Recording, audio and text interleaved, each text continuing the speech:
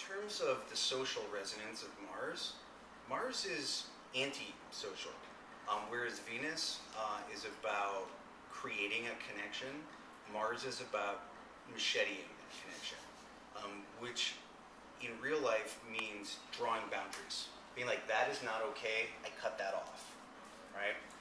And so the Mars figures in a number of myths get frustrated with everybody and they withdraw. In Greek myth, Ares usually, like, he gets kidnapped by giants and stuffed into a pot, which is one way of that's more of a forced withdrawal. But one of Ogun's myths is he just gets so fed up with the stupid humans and all the gods and everybody else, he's like, I'm done with the project of creation. I know it's my job to finish it because I'm the only one who can remove the obstacles, but I'm fucking done, right? And he just goes off and he's, I'm going to live in the woods.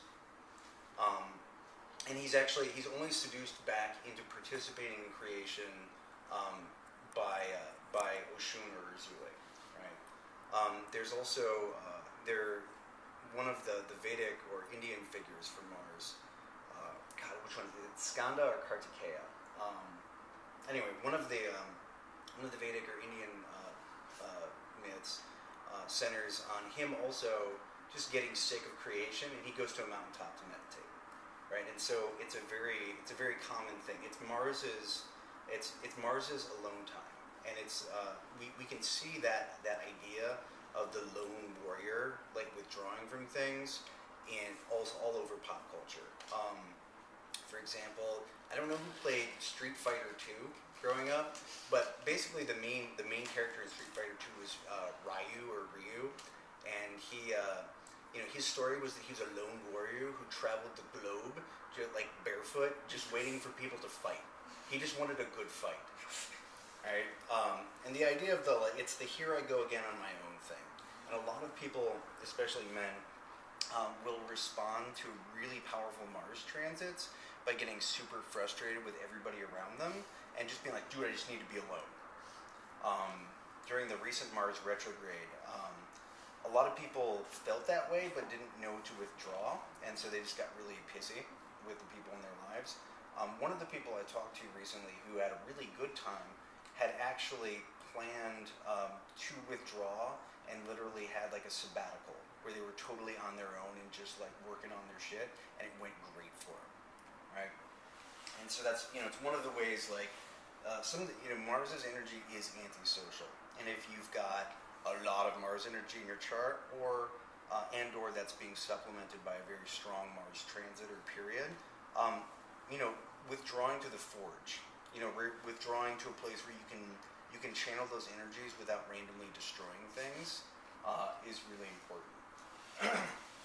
But even though it's kind of easy to say, well, this unenlightened culture that wasn't comfortable with their primal drives didn't like Mars, but we're enlightened and modern and blah blah blah blah blah.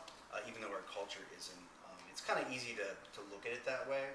But there's a reason why a lot of cultures are uncomfortable with Mars, because it's literally the energy that if it's not moderated in some way, it cuts and burns. Those are the instinct to defend yourself is also the instinct behind 3/4 of every fight and every relationship, and so it is an inherently combustible, dangerous energy. And so it's understandable that cultures have to kind of figure out their relationship to that energy more carefully than they do to like Jupiter. It's flammable, right? You have to handle it with care. But that's sort of, and that's why Mars is considered malefic, right? Which is just basic astrology code for this can be problematic really easily. Handle with care. And even within the African mythology, where we see Ogun, who's like a more kind of natural, less splintered version of this energy, he's still dangerous. There's basically a myth where he rapes his mom, and the other gods find out about it, and they're like, hey, you can't do that. And he's like, yeah, probably not. Not cool. And that's Yemaya for those interested in mythology. And that's Mars and the Moon. Mars and the Moon are two grades that generally do not go well together. It's the Moon. You know, the Moon is either vulnerable or smotheringly protective. Neither of which goes well with the sharp and the Bernie that Mars has. Mars is either those energies are either prevented from going their natural course with the smothering and the protective, or they accidentally wound the vulnerability, right? Anyway, so Ogun ends up raping his mom. The other gods are like, you can't do that, and he's like, basically he has to face judgment, and the judgment is that he has to be chained to his workbench for eternity, right? He doesn't get to leave his workbench, and so this is just another example of the need to find a constructive way to channel the energy. Right? It's also interesting to note while we're kind of talking about machetes and Mars and Ogun and all that, that in Santeria, you kill the animals for sacrifice, right? And it's only the practitioners who are dedicated to Ogun who are allowed to kill. It's not Ogun. It's not I who does this. It's Ogun who is great. And so the machete is basically sacred to Ogun, and it's the recognition that the sacrifice and the blood is part of life, but there are principles. It's not a completely random thing. I'd also like to add that if we look at where Mars is in the solar system, right? Mars is out farther than Earth. And so if we start with the center of the solar system, we've got the sun, right? And the sun represents a very central internal part of the life. It's got a light that shines out to the periphery. Almost, we can see the light reflected off the planets, which comes from the sun.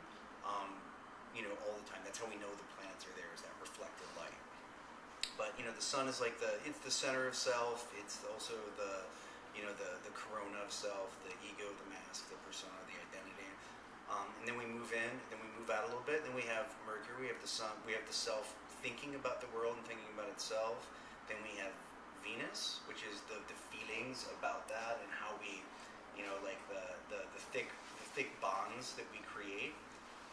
And then we have Earth, which is just right here, just things as they are. And then if we go out one more, then we have Mars. And so Mars is naturally extroverted. Again, it's not inside the circle. We have the circle and then poking out. It's me here on Earth pushing out a little bit further into the solar system. We have the cutting and the burning of pushing out and grabbing something I need, or cutting a path for myself. Now, if we look at the physical construction of the planet, it's big and red, right? And it's easy to associate fiery and red. But it's important to note that Mars is really cold, and even from a distance, you look at it and you see the polar ice, right? Mars is fiery on an external level, right? It's about the physical energies. It's about the physical energies getting fired up and turning things into action, into fighting, into defending, into getting what you need, all this stuff, right? But emotionally, Mars is cold. There's I think a misunderstanding that's very common in our culture, where it's assumed you have to be super fired up to fight anyone or to do any sort of combat.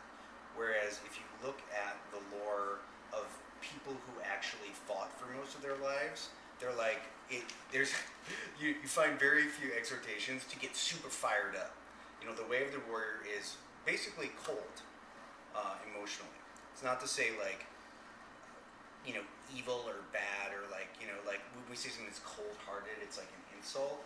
But there's a difference between being cold and hot in your heart, right? Being cold means you're not connecting emotionally to everything that you're